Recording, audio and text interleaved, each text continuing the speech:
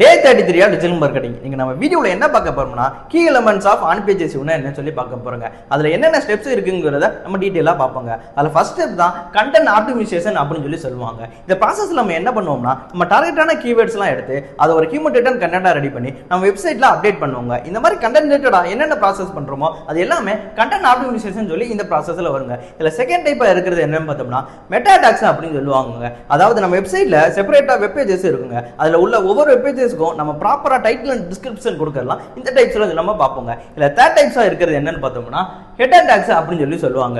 அதாவது நம்ம வெப்சைட்ல ஒரு வெப் பேजेसலயும் heading, sub heading, paragraph text இந்த மாதிரி இதெல்லாம் நம்ம செப்பரேட்டா கொடுத்திருப்போங்க. அதுக்கு நம்ம ப்ராப்பரான ஒரு ஃபாண்ட் சைஸ் கொடுத்திருக்கோமா, எப்படி ஈஸியா ரீடபிலிட்டியா இருக்கு அப்படிங்கறதெல்லாம் இந்த processல நம்ம பாப்போங்க.